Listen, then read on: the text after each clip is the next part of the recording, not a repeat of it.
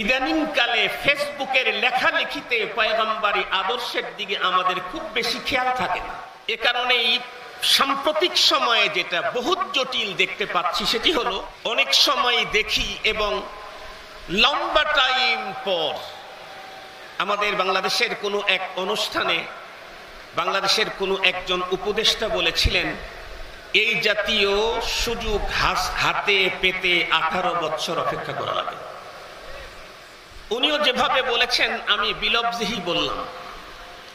এই সুযোগের সময় আমার দেশের শতকরা 75 থেকে 80% মুসলমানেরা অপেক্ষায় ছিল, না জানি এই সুযোগে উলামায়ে কেরাম ইসলামের সবগুলা এক হয়ে যায়। আমরাও ভাবতেছিলাম এই বুঝি এক হয়ে গেল, কিন্তু ওখান থেকে বের হওয়ার পরই শব্দ বোমার কারণে এক হওয়ার সকল স্বপ্ন আর সব প্রোগ্রাম ছিন্ন ভিন্ন হয়ে যাচ্ছে। ওখান থেকে বের হওয়ার পরই শব্দ বোমাগুলি কে ছাড়ে আমি বলবো না, অনেক বড় ছাড়ে তা বলবো না, তবে বোমা ছাড়তেছে। এই শব্দ বোমা যদি বন্ধ না হয়, কথা বলতে যদি পয়গম্বরী আদর্শকে আমরা গ্রহণ করতে না পারি, যেমন রাজনৈতিক দলগুলোর ভিতরে দূরত্ব বাড়তেছে, আমার ঘরের ভিতরেও কোনোদিন দূরত্ব কমার কোনো সুযোগ নাই। আজকে যত প্রবলেম নামের ভিতরে ম্যাক্সিমাম হলো শব্দ চয়নে ভুল করার কারণে। বাবা ছেলের ভিতরে যত ঝামেলা, এখানেও শব্দ চয়নে ভুল করার কারণে। স্বামী স্ত্রীর ভিতরে যত ঝামেলা, এখানেও অবশ্যই কথাবার্তার ভিতরে পয়গম্বরী আদর্শকে ছেড়ে দেওয়ার কারণে। রাজনৈতিক দলের ইত্তেহাদ ও ইত্তেফাক তো দূরের কথা, এক বালিশে শুয়ে থাকলেও ইত্তেহাদ আর ইত্তেফাক নষ্ট হচ্ছে শুধুই শব্দের কারণেই বেশি। গভীরভাবে একটু থিসিস করেন, ভাইবেন কথাগুলা সহি না গলত। অথচ এই পৃথিবীতে আল্লাহ পাক আমাদেরকে যে নবী দিয়েছেন, ওনার চাইতে উন্নত শব্দ চয়নকারী নবী পৃথিবীতে আর একটা আসেন নাই। ওনার চাইতে মিষ্টি ভাষার সুন্দর কথা উপস্থাপনকারী নবী পৃথিবীতে আর একটা আসেন নাই। সমস্ত নবীগণকে এক একটা মুআজিজা দেওয়া হয়েছে, আর আমার পয়গম্বরকে দেওয়া হয়েছে ভাষার মুআজিজা। ভাষার মুআজিজা প্রাপ্ত হওয়ার পরেও আমরা নায়েবে নবী ওয়ারাসাতুল আম্বিয়ার দাবিদার যারা, আমাদের ভাষা ব্যবহারেই কোনো লাগাম নাই। আর গুলা তো দূরের কথা, ও তো মুক্তাদি। আমরা যেমন করব, মুক্তাদি যারা আছে তারা মুক্তাদার পিছনেই তো মুক্তাদি। মুক্তাদা যারা আছে, আমরা তারা যদি শব্দ চয়নের ব্যাপারে, ভাষা প্রয়োগের ব্যাপারে মহানবী মুহাম্মদুর রাসূলুল্লাহ সাল্লাল্লাহু আলাইহি ওয়াসাল্লামের সুন্নতকে, মহানবী সাল্লাল্লাহু আলাইহি ওয়াসাল্লামের উসওয়ার কুদওয়াকে যদি যথাযথভাবে মানতে পারি, তাহলে ইনশাআল্লাহ সুম্মা ইনশাআল্লাহ আমি মিয়া ওয়া জিয়াদা আল্লাহর প্রতি আমার বিশ্বাস ও আস্থা ঘর থেকে শুরু করে, সমাজ থেকে শুরু করে রাষ্ট্র পর্যন্ত ইত্তেহাদ ও ইত্তেফাক জোট তৈরি হবেই হবে। যতক্ষণ পর্যন্ত ভাষা ব্যবহারে পয়গম্বরী আদর্শকে আমি মানতে না পারবো, ততক্ষণ পর্যন্ত হাজার চেষ্টা করে কোনো কার্যক্রমই কখনো ইত্তেহাদের সফলতা দেখতে পাবে না।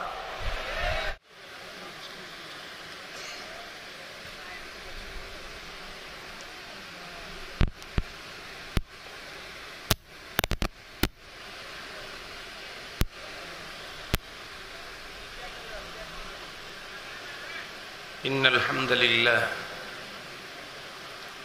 نحمده ونستعينه ونستغفره ونؤمن به ونتوكل عليه ونعوذ بالله من شرور أنفسنا ومن سيئات أعمالنا من يهد الله فهو المهتد فلا مضل له ومن يضلل فلن تجد له وليا مرشدا وبعد فأعوذ بالله من الشيطان الرجيم بسم الله الرحمن الرحيم لقد كان لكم في رسول الله أسوة حسنة لمن كان يرجو الله واليوم الآخر وذكر الله كثيرا.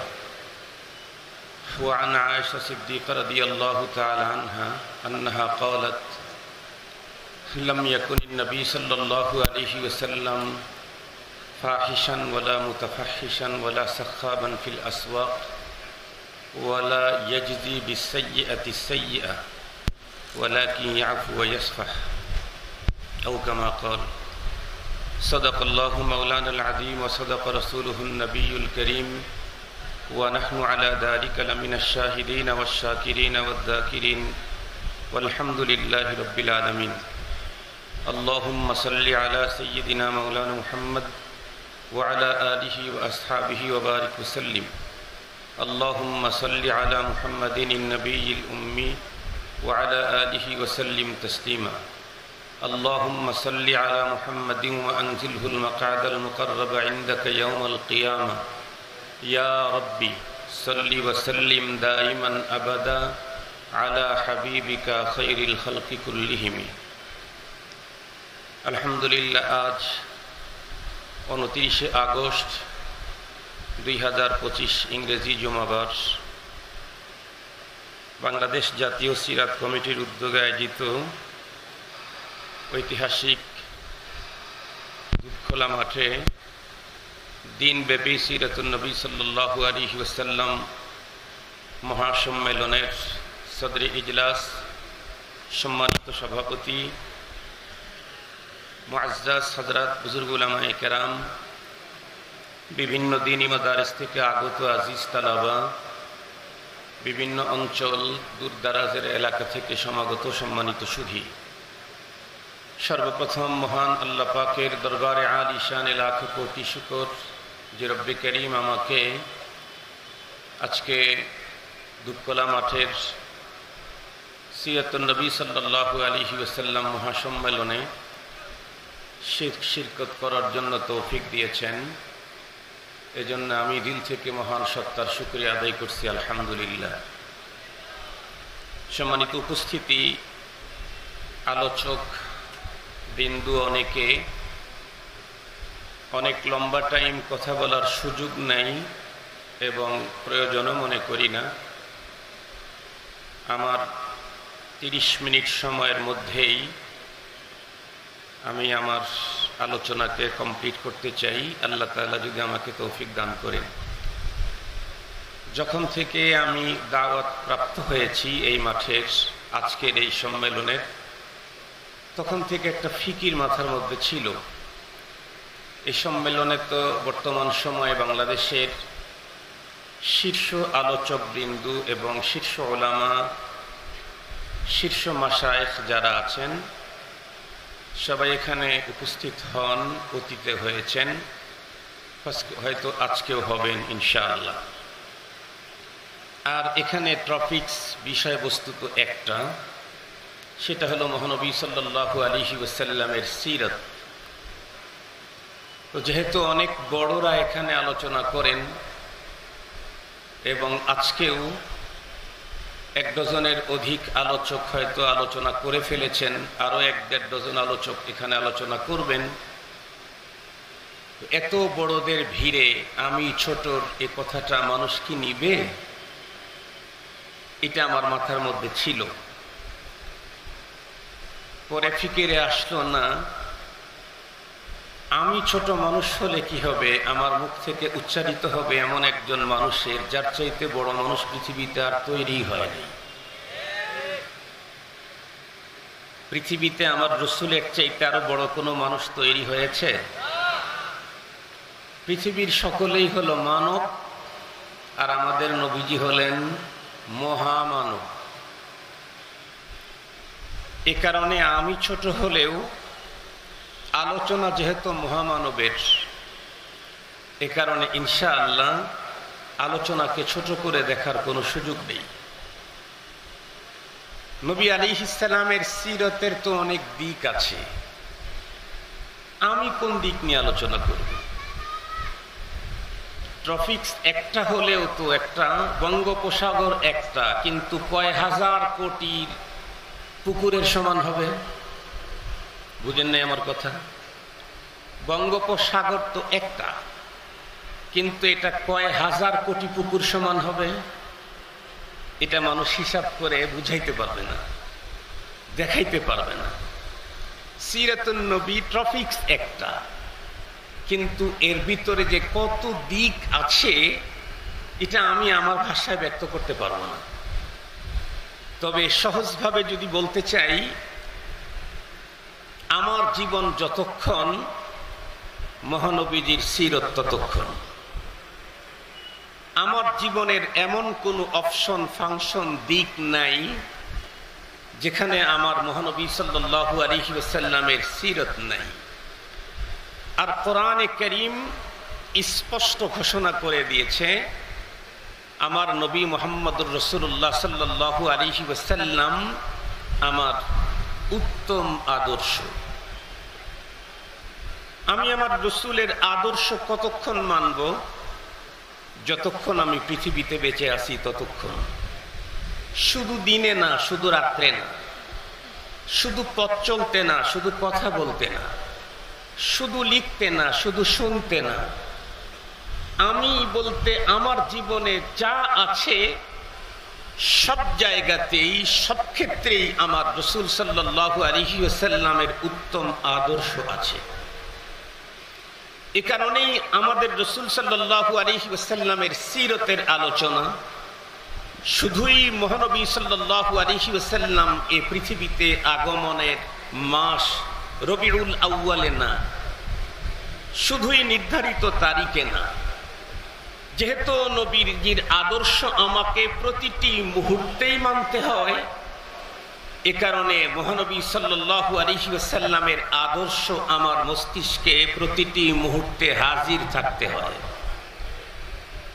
নবীজির আদর্শ যদি আমার মস্তিষ্কে উপস্থিত না থাকে তাহলে আমি আদর্শচ্যুত হয়ে যাব নিঃসন্দেহে। যেখানেই পয়গম্বরকে অনুপস্থিত রাখবো সেখানেই আমি আদর্শচ্যুত হব। তবে আমি আজকে একটা বিশেষ দিক নিয়ে কথা বলতে চাই। আমার ছোট্ট একটা তাবসিরা হলো, আমি আমার জীবনে যা করি আর বলি, আমার জীবন বলতেই তো দুইটা জিনিস, কিছু বলা আর কিছু করা। এই তো জীবন। কথা বলেন না যে আপনারা? আমার জীবন বলতে কি? আমি কিছু করতেছি আর কিছু বলতেছি, এই তো আমার জীবনে। এই কিছু করা এবং কিছু বলা, এই দুইটা জায়গাতে বিশেষ করে মহানবী সাল্লাল্লাহু আলাইহি ওয়াসাল্লামের আদর্শ যদি আমার ভিতরে আনতে পারি তাহলে আমি পৃথিবীর একজন শ্রেষ্ঠ আদর্শবান মানুষ হতে পারব। আর এই বিষয়ে সর্বপ্রথম আগায়া থাকতে হবে আমরা যারা উলামা এবং তলাবা। কারণ মহানবী সাল্লাল্লাহু আলাইহি ওয়াসাল্লামের ম্যাক্সিমাম আদর্শের দিক থেকে অন্যদের তুলনায় আমরা একটু হলেও আগানো, একটু হলেও আগানো। ওই যে একবার মনে হয় কি এক জুসের বোতলের উপরে দেখলাম লেখা ছিল ফ্রুটিকা, একটু বেশি পিওর। তো আমরাও বলতে চাই আজকের পৃথিবীতে মহানবী সাল্লাল্লাহু আলাইহি ওয়াসাল্লামের আদর্শ পালনের দিক থেকে উলামায়ে দেওবন্দ একটু বেশি আগানো। অনেকেই পয়গম্বরের সিরত, পয়গম্বরের আদর্শের উপরে জীবন চালান, এর ভিতরে বেশি আগানো হযরত উলামায়ে দেওবন্দ। কিন্তু ইদানিং কালে একটা জিনিস আমি খুব গভীরভাবে লক্ষ্য করছি যে আমরা একটা বিষয়ে পয়গম্বরের সুন্নত থেকে বেশ দূরে চলে যাচ্ছি। আর এই সাবজেক্টটা এতটাই সঙ্গীন যে এখান থেকে দূরে চলে গেলে শুধু রাষ্ট্রের অবস্থাই খারাপ হবে এমন না, এমনকি প্রতিটি ফ্যামিলিতে আগুন জ্বলতে থাকবে, আগুন অশান্তির। সেটি হলো আমরা আমাদের জবান ব্যবহার করতে মুহাম্মদুর রাসূল সাল্লাল্লাহু আলাইহি ওয়াসাল্লামের আদর্শকে খুব বেশি খেয়াল রাখি না। জবান ব্যবহারে, কথা বলতে আমরা পয়গম্বরী আদর্শের দিকে খুব বেশি খেয়াল রাখি না। ইদানিং কালে ফেসবুকের লেখালেখিতে পয়গম্বরী আদর্শের দিকে আমাদের খুব বেশি খেয়াল থাকে না। এ কারণেই সাম্প্রতিক সময়ে যেটা বহুত জটিল দেখতে পাচ্ছি সেটি হলো অনেক সময় দেখি এবং লম্বা টাইম পর আমাদের বাংলাদেশের কোনো এক অনুষ্ঠানে বাংলাদেশের কোনো একজন উপদেষ্টা বলেছিলেন, এই জাতীয় সুযোগ হাতে পেতে 18 বছর অপেক্ষা করা লাগে। উনিও যেভাবে বলেছেন আমি বিলব্ধই বললাম, এই সুযোগের সময় আমার দেশের শতকরা 75 থেকে 80% মুসলমানেরা অপেক্ষায় ছিল, না জানি এই সুযোগে উলামায়ে কেরাম ইসলামের সবগুলা এক হয়ে যায়। আমরাও ভাবতেছিলাম এই বুঝি এক হয়ে গেল, কিন্তু ওখান থেকে বের হওয়ার পরই শব্দ বোমার কারণে এক হওয়ার সকল স্বপ্ন আর সব প্রোগ্রাম ছিন্ন ভিন্ন হয়ে যাচ্ছে। ওখান থেকে বের হওয়ার পরই শব্দ বোমাগুলি কে ছাড়ে আমি বলবো না, অনেক বড় ছাড়ে তা বলবো না, তবে বোমা ছাড়তেছে। এই শব্দ বোমা যদি বন্ধ না হয়, কথা বলতে যদি পয়গম্বরী আদর্শকে আমরা গ্রহণ করতে না পারি, যেমন রাজনৈতিক দলগুলোর ভিতরে দূরত্ব বাড়তেছে, আমার ঘরের ভিতরেও কোনোদিন দূরত্ব কমার কোনো সুযোগ নাই। আজকে যত প্রবলেম নামের ভিতরে ম্যাক্সিমাম হলো শব্দ চয়নে ভুল করার কারণে। বাবা ছেলের ভিতরে যত ঝামেলা, এখানেও শব্দ চয়নে ভুল করার কারণে। স্বামী স্ত্রীর ভিতরে যত ঝামেলা, এখানেও অবশ্যই কথাবার্তার ভিতরে পয়গম্বরী আদর্শকে ছেড়ে দেওয়ার কারণে। রাজনৈতিক দলের ইত্তেহাদ ও ইত্তেফাক তো দূরের কথা, এক বালিশে শুয়ে থাকলেও ইত্তেহাদ আর ইত্তেফাক নষ্ট হচ্ছে শুধুই শব্দের কারণেই বেশি। গভীরভাবে একটু থিসিস করেন, ভাইবেন কথাগুলা সহি না গলত। অথচ এই পৃথিবীতে আল্লাহ পাক আমাদেরকে যে নবী দিয়েছেন, ওনার চাইতে উন্নত শব্দ চয়নকারী নবী পৃথিবীতে আর একটা আসেন না। ওনার চাইতে মিষ্টি ভাষার সুন্দর কথা উপস্থাপনকারী নবী পৃথিবীতে আর একটা আসেন নাই। সমস্ত নবীগণকে এক একটা মুআজিজা দেওয়া হয়েছে, আর আমার পয়গম্বরকে দেওয়া হয়েছে ভাষার মুআজিজা। আমার পয়গম্বরকে দেওয়া হয়েছে ভাষার মুআজিজা।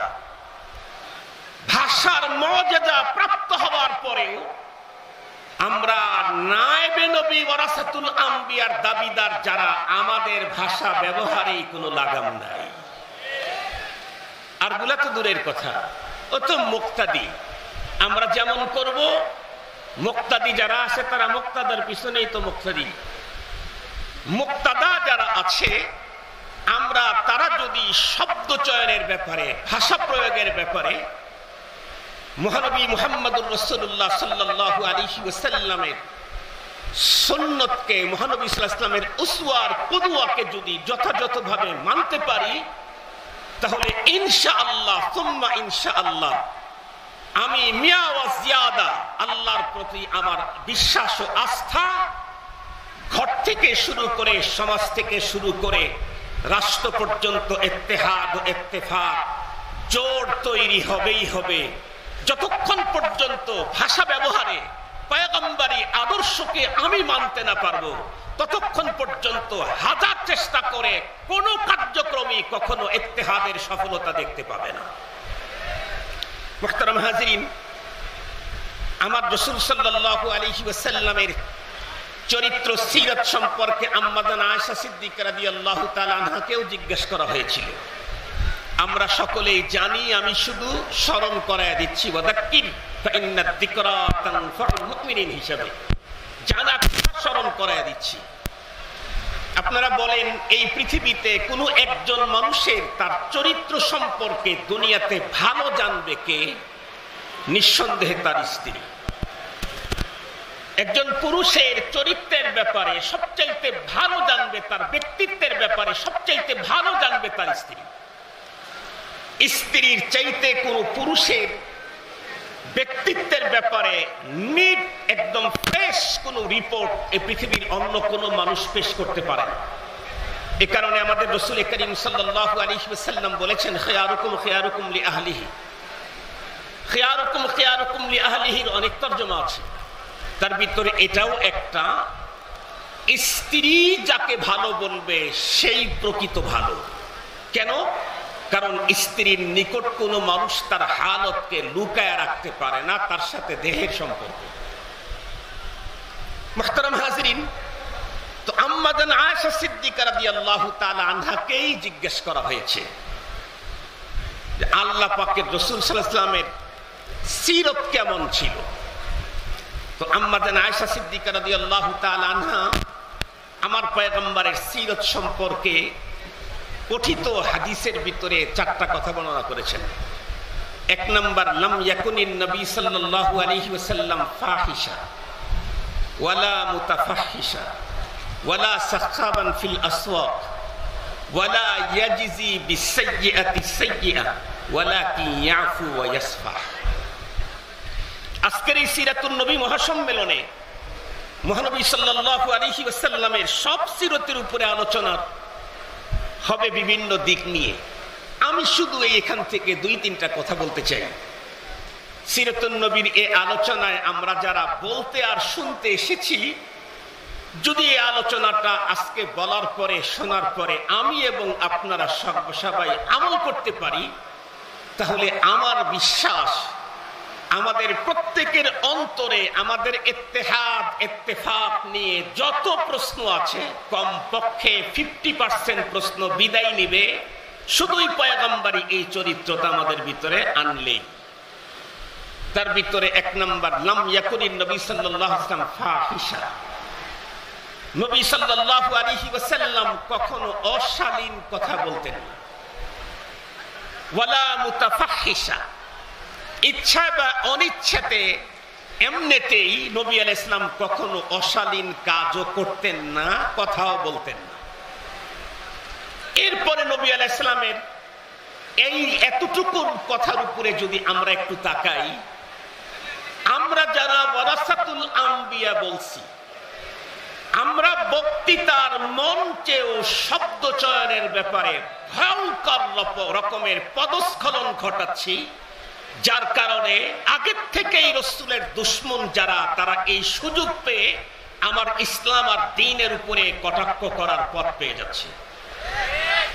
আমি আপনাদেরকে সহজ ভাষায় জিজ্ঞেস করি, আমরা এই পৃথিবীর বাতিল, এই পৃথিবীর ভণ্ড, এই পৃথিবীর গোমরাহদেরকে রাস্তার উপরে আনার জন্য মেহনত করতেছি। নবী আর রাসূলগণ কি মেহনত করেন নাই? করেছেন। একজন পয়গম্বরের কথাই বলি, আমাদের নবীজির কথাই বলি। আমাদের নবীজি মহানবী, নবীদেরও নবী। সেই নবী সাল্লাল্লাহু আলাইহি ওয়াসাল্লাম যাদেরকে দ্বীনের দিকে ডেকেছেন, যেই যুগে এসেছিলেন, সেই যুগটা ছিল পৃথিবীর সবচেয়ে বড় ভয়ঙ্কর বর্বর যুগ। সেই যুগে এমনও একজন কাফির ছিল যাকে খোদ পয়গম্বর বলেছেন ফিরআউন হাদিহিল উম্মাহ, এই উম্মতের ফিরআউন। সে হলো আবু জাহাল। আবু জাহালকে পয়গম্বর এই যুগের এই উম্মতের ফিরআউন বললেও আবু জাহালের ব্যাপারে পয়গম্বরের যত বক্তব্য টোটাল লাইফে পয়গম্বর দিয়েছেন, কোনো একটা জায়গাতে একটা অশালীন শব্দ কোনো মুহাদ্দিস খুঁজে বের করতে পারবে না।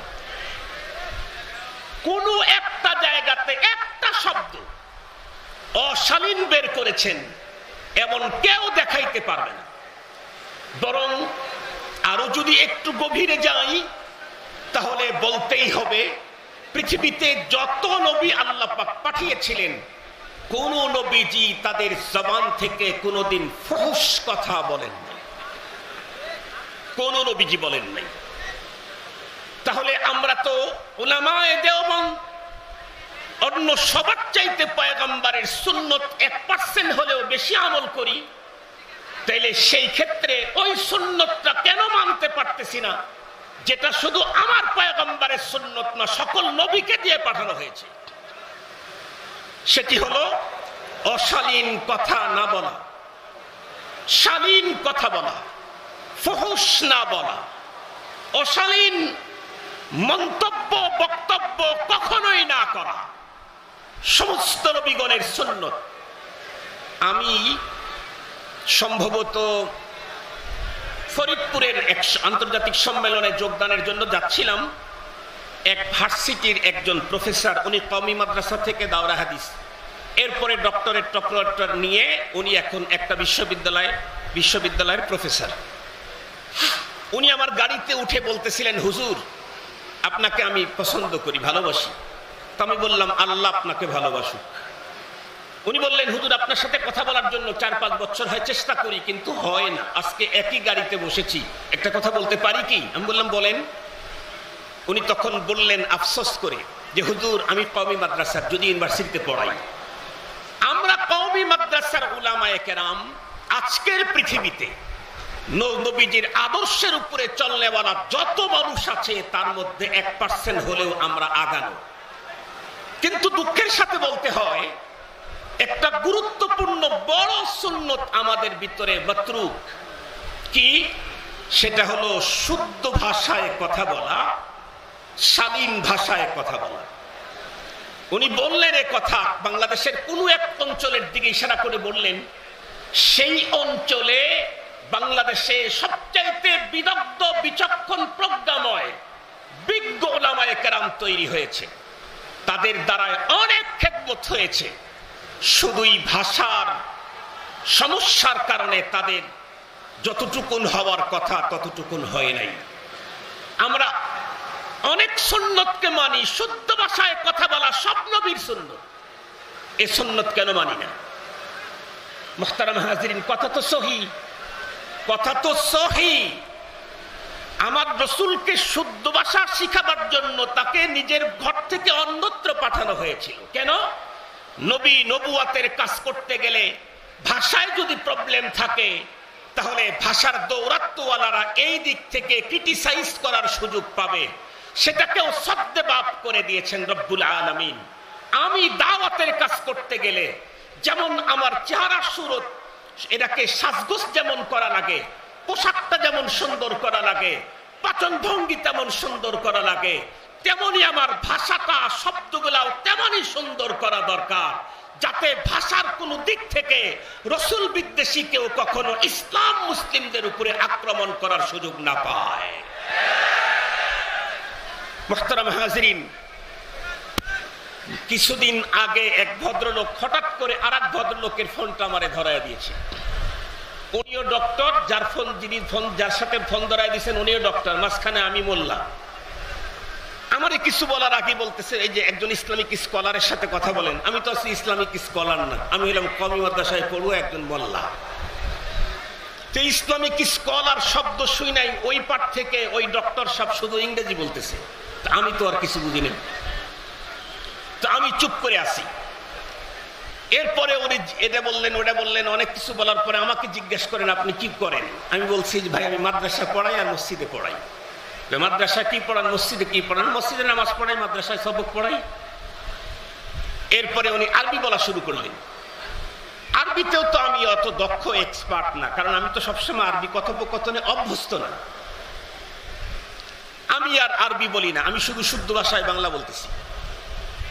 এরপরে উনি উর্দু শুরু করলেন।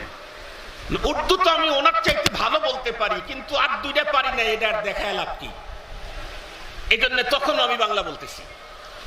একটা পর্যায়ে উনি ওনার ভাষার দক্ষতার উপরে কথা বলে আমার এক ওস্তাদের নাম উল্লেখ করে বললেন, আমি তো অমুকের সামনে গেলে অমুক আমাকে এই বলে। আমি তখন ওনাকে বললাম, ভাই লিকুল্লি ফান্নিন রিজাল, এক একটা বিষয়ের জন্য এক একজন যোগ্য মানুষ থাকে। আল্লাহ পাক আপনাকে ভাষার উপরে দক্ষতা যোগ্যতা দিয়েছেন, তার মানে দুনিয়ার সব বিষয়ে আপনি এক্সপার্ট এমনটি না। আমার জায়গায় আমি হিরো। কি বলছি? আমার জায়গায় আমি হিরো। মুহতারাম হাজিরিন, আমার এই ঘটনা নকল করার উদ্দেশ্য ছিল হলো এই, আমরা যাদের কাছে পয়গম্বরী উসওয়া আছে, সেই উসওয়া তো নরমাল না, উসওয়াতুন হাসানা। আরে হাসানা তো পৃথিবীর কোন কবি আর সাহিত্যিকের ভাষায় না, আল্লাহর ভাষায় হাসানা। আল্লাহর ভাষার হাসানা আর বিশ্বখ্যাত কোন কবি আর সাহিত্যিকের ভাষার হাসানা এক নয়। মুহতারাম হাজিরিন, সেটা আমি নিজেও যথাযথ পালন করতে পারছি না, দুনিয়াব্যাপী সেটাকে বিস্তার করাইতে পারতেছি না দুই কারণে। তার মধ্যে এক নম্বর কারণ, আমার কৌল আমার ফেল পয়গম্বরী উসওয়া থেকে দূরে চলে গেছে। আমার কৌল আর ফেল যদি পয়গম্বরী উসওয়ার অনুকূলে হয়, তাহলে ফুস্তু রাব্বিল কাবা, কাবার মালিকের কসম আমি কামিয়াব। আমার আমল দিয়ে যেমন মানুষ আমার কাছ থেকে আদর্শ নিতে থাকবে, আমার কথার দ্বারায় লক্ষ কোটি নাস্তিকের মাথা খুলে ইসলামের সুশীতল ছায়া তলে মুহাব্বত ও আকীদাতের সাথে আসতে থাকবে। আমরা তো সেটি করি না, আমরা তো শব্দ বোমা ফাটাই। বোম ফাটাইলে তো মানুষ আগায় আসে না ভেগে যায়? এই মেয়ে কথা বলেন না কেন? বোম ফাটাইলে মানুষ সেখানে আগায় আসে না ভেগে যায়? আমরা তো শব্দ বোমা ফাটাই, এ কারণে আমাদের বয়ানে মানুষ আগায় কম আসে, ভেগে যায় বেশি। আল্লাহ তাআলা আমাদেরকে কথা বলতে রাসূল করিম সাল্লাল্লাহু আলাইহি ওয়াসাল্লামের সুন্নতকে পুরোপুরি আমলে আল্লাহ তাআলা বাস্তবায়ন করার তৌফিক দান করুক। আল্লাহ প্রথম আমাকে আমল করবার তৌফিক দান করুক, সকল সামিঈনকে তৌফিক দান করুক। ওয়া আখিরু দাওয়ানা আনিল হামদুলিল্লাহি রাব্বিল আলামিন। আসসালামু আলাইকুম ওয়া রাহমাতুল্লাহি ওয়া বারাকাতুহু।